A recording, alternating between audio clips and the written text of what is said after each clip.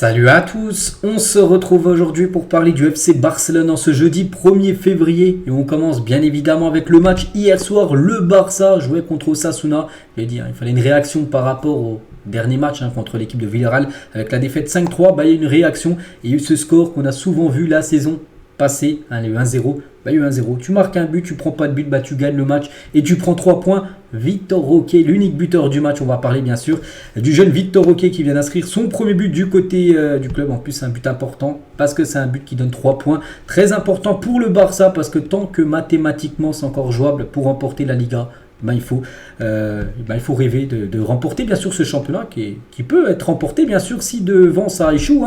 Donc les statistiques de la partie, 67% de possession de balle, 16 tirs, 4 tirs cadrés, un but inscrit par le FC Barcelone. Donc le Barça n'a pas de souci, il mérite totalement sa victoire.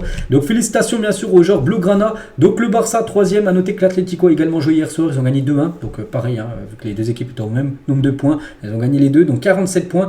Donc les deux reviennent à 7 points de l'équipe du Real. Après le Real joue ce soir, donc le Real s'il gagne contre Retafe, attention c'est compliqué là-bas, le Real reprendra encore des points d'avance, il prendra 10 points, le Real sur le Barça s'il gagne ce soir, mais voilà, il valait mieux gagner que faire nul ou perdre, on est tous d'accord. Donc voilà, le Barça a fait le taf, et le bilan c'est 44 buts inscrits à cette saison, 29 buts encaissés. C'est vrai que si on regarde jusqu'à Osasuna 11e, donc là les 10, on peut voir aucune équipe qui a pris plus de buts que le Barça. 29 à le Barça, Gérone ils ont pris 25, l'Atlético 24, jusqu'à Osasuna qu'on a pris 33. Donc voilà, pour dire que la défense n'est pas bonne. Bon, hier elle a été bonne, donc là il faut le dire quand elle est bonne. La une du Journal Sport aujourd'hui, donc c'est pour Xavi en gros cette victoire et le saut du tigre, le saut du buteur Victor Roque. On va parler bien sûr de Victor Roque qu'on a beaucoup parlé ces derniers mois. On ne savait pas s'il arrivait en janvier, est-ce qu'il arriverait au mois de juillet prochain. Il est arrivé au mois de janvier on va pas dire ça non plus, parce que Gavi a été blessé, donc du coup il a été désinscrit auprès de la Liga et du coup le Barça a pu enregistrer tout simplement Victor Roque et il a été buteur. On est très content pour lui. Donc il a commencé de nouveau sur le banc. Ça, et de toute façon, j'avais dit qu'il allait être remplaçant. C'est vrai que c'était de Lewandowski. 62e minute, il rentre. Et une minute après, il marque direct. Parfait. Donc voilà, parfait bien sûr pour Victor Roque. Donc ses stats les gars en à peu près une 30 minutes quand il a joué, donc un but. MOTM, meilleur joueur du match. Regardez, il a été MVP en 30 minutes, c'est lui le meilleur joueur du match. Bon après c'était l'unique buteur de la rencontre. Donc 100% de passes réussies, 100% de dribbles réussis, 3 duels gagnés et 2 prises de vue. Je sais pas trop ce que c'est, des prises de vue. Bref, voilà, il nous a fait un gros match Victor Roque. Pour l'instant son match référence. On va dire, après il n'a pas joué énormément de matchs, il a joué 4 ou 5 matchs, mais c'est son meilleur match quand même depuis qu'il est arrivé. Surtout, il a été buteur et il a permis à l'équipe de s'imposer. Et dans ses 5 premières minutes après son entrée, donc déjà il a marqué un but pour le Barça et aussi il a reçu un carton rouge, enfin son adversaire qui lui a fait une faute après un rouge. Et du coup, Osasuna finit avec un jour en moins. Du coup, ça a facilité, on peut dire, la fin de match. Donc voilà, une rentrée parfaite, on peut dire, pour Victor Roque. Quelques photos, tiens, avec la connexion, bien sûr, avec Cancelo, parce que c'est Cancelo, c'est vrai que j'ai pas dit qu'il lui a fait la passe D pour inscrire son but. Donc félicitations à Victor Roque et sa femme, parce qu'elle était mariée il y a quelques semaines. Elle a mis sur Instagram: gloire à Dieu, mon amour, que tout honneur et toute gloire soit donné à Dieu. Je t'aime. Voilà le beau message qu'elle a envoyé tout simplement à son mari Victor. Et Victor Roque, bien sûr, son petite annonce à la fin du match après son but: je suis content d'avoir marqué mon premier but avec le Barça.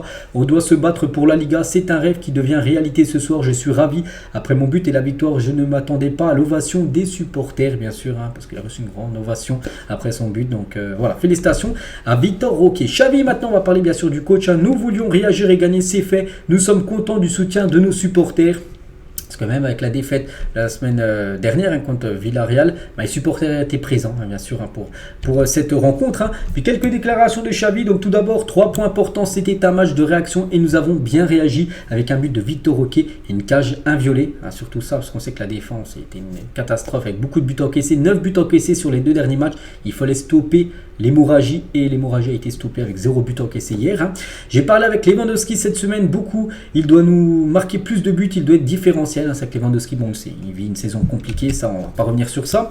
Toujours avec Xavi, donc aujourd'hui c'était très important, ma décision a été de chercher la réaction de l'équipe. Les supporters sont à 100% et le vestiaire est une famille.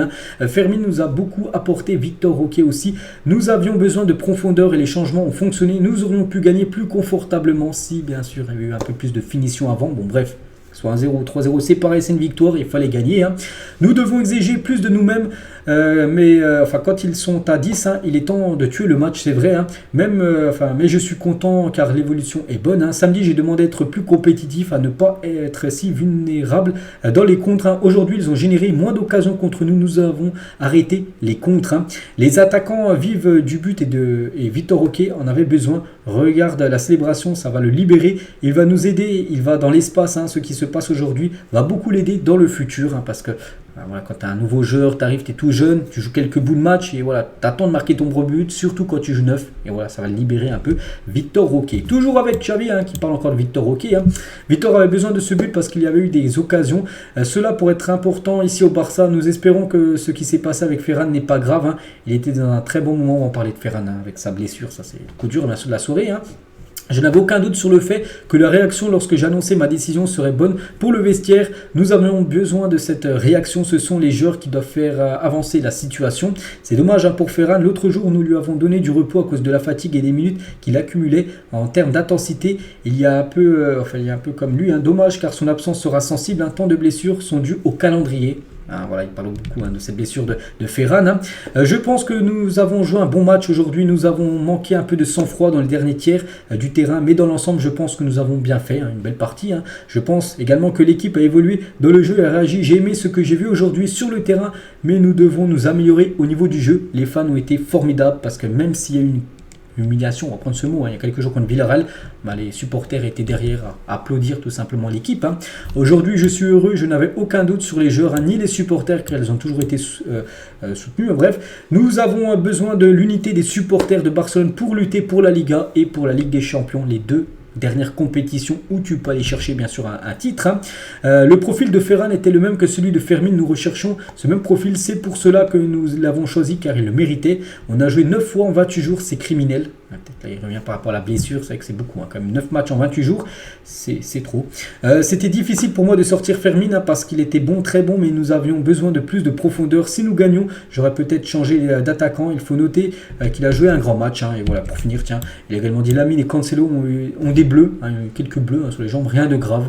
Nous avons été prudents avec Vitor Roque, il revenait d'une longue blessure. Nous avons fait un plan pour lui, pour qu'il puisse jouer les 90 minutes. Espérons que ce but passera très bien pour sa confiance, espérons-le. Voilà, quelques déclarations tout simplement de Xavi. Et tiens, on va parler de Ferran, parce qu'on a pas mal parlé. Vous savez que Ferran, les gars, c'est le coup dur et c'est chaque jour. Regardez, hier les gars on parlait. En plus, j'avais dit que hier c'était qui Félix, avant-hier, qui s'est blessé lors du dernier entraînement. Il y a eu Baldé contre Bilbao qui s'est blessé, opéré, il est forfait jusqu'à fin de saison. C'est fou les gars.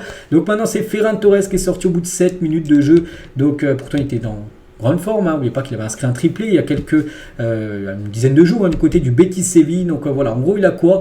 Il souffre d'une blessure à l'ischio-jambier droit. Ischio-jambier, c'est une blessure que je dis souvent. En gros c'est derrière la cuisse, c'est musculaire, c'est une pointe et musculaire. Tu reviens pas en une semaine, il te faut au moins un mois et c'est ça les gars. Donc il devrait être forfait un mois, donc du coup il devrait être forfait pour le match contre Naples parce que le match contre Naples il est le 21 février prochain. Donc on a déjà dit Félix qui devrait pas être là et Ferran Torres également pas là, donc ça fait encore une cartouche en moins offensive qui devrait être forfait pour le match contre Naples.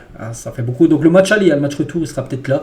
Donc voilà, comme d'habitude, le Barça, je l'ai dit les gars, est vraiment maudit avec les blessures, c'est fou. Et actuellement, il y a 9 joueurs blessés. Tous ces joueurs-là, que ça soit Gavi, que ça soit Baldé, les deux là sont forfaits jusqu'à fin de saison.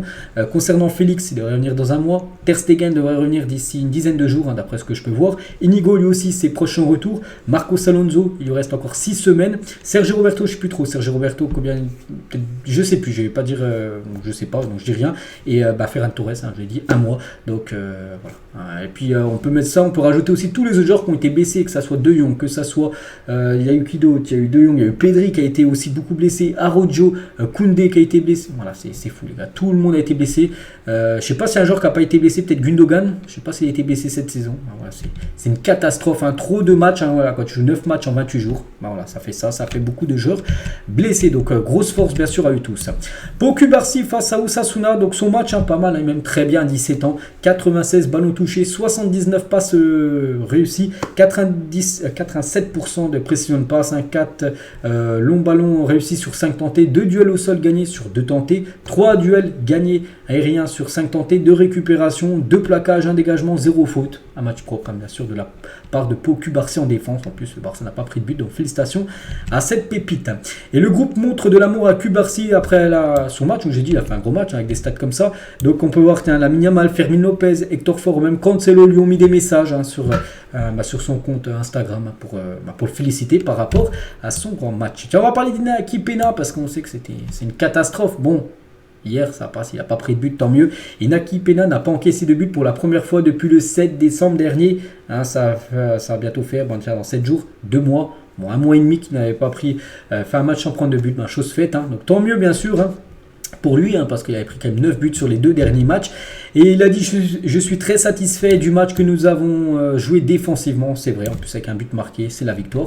C'est parfait. Tiens, les notes des joueurs pour le journal Sport. Donc il y en a beaucoup une note de 6-5, soit Inaki jusqu'à De Jong 6, Gundogan 5, Lamine Yamal 7. Par exemple, pas noté, Ferran Torres il est sorti au bout de 7 minutes de jeu. Victor Roque, le buteur, une note de 7 également. Koundé a donné son maillot de match à un fan après le match. Le garçon a dit sentons-le si c'est celui du jeu. Donc voilà, il a senti le maillot parce qu'il n'avait pas été lavé le maillot de Koundé. Donc Koundé lui a offert le maillot en fin de rencontre. Tiens, on va parler aussi de Lamine Yamal. C'est que Lamine Yamal, attention, parce qu'on parlait tout à l'heure de Ferran Torres qui a beaucoup joué. Blessure, attention parce qu'il enchaîne les matchs. Lamine Yamal a 16 ans. Osasuna, il a joué le match entier. Villarreal, il avait joué le match entier. Contre Bilbao, il a joué 105 minutes. Tout le match entier plus la première mi-temps des prolongations. Et Betis, il avait joué le match entier. Attention parce qu'il est tout jeune. À 16 ans, voilà, Xavi force un petit peu sur Lamine Yamal. Attention parce qu'on sait toutes les blessures. On croise les doigts parce que pour l'instant, il n'est pas blessé. Mais attention, parce qu'on sait que le Barça a beaucoup touché par les blessures. Et il a joué avec des crampons un peu spéciaux. Il y avait 3 drapeaux sur ces crampons. Donc le drapeau espagnol où il est né, le drapeau marocain d'où est originaire son père et le drapeau de la Guinée équatoriale d'où est originaire sa maman. N'oubliez pas qu'il représente l'Espagne. C'est vrai qu'il aurait pu jouer pour la Guinée ou pour le Maroc. Et voilà, il joue bien avec l'Espagne. Maintenant c'est officiel parce qu'il a déjà disputé plus de 3 matchs et il ne peut plus maintenant changer de sélection nationale. Le programme, donc là on a parlé du match contre Osasuna. Donc on descend maintenant. Donc Alaves, c'est le prochain match, c'est le 3. Et le 3, c'est après-demain. Donc on est jeudi. Donc c'est samedi les gars. Samedi à 18h30. Déplacement à Alaves. Alaves, je ne sais même pas c'est combien en classement. J'ai plus le classement en tête là. Mais bon, et Alaves après Grenade à domicile, puis après déplacement Celta. Ce sera les 3 derniers matchs avant le match de Ligue des Champions. Il faut continuer, là il y a une victoire, il faut enchaîner là 9 points qu'il faut prendre, mais il faut prendre les 9 tout simplement. Et on finit les gars avec les filles parce que hier soir elles jouent un match de Ligue des Champions. Elles jouent du côté du Benfica dans un match fou, elles ont fait 4-4. Pourquoi c'est un match fou? Parce qu'elles menaient 2-0, après elles sont un peu elles ont un peu arrêté de jouer parce qu'elles se sont fait revenir à 2 partout, elles ont repris l'avantage 3-2.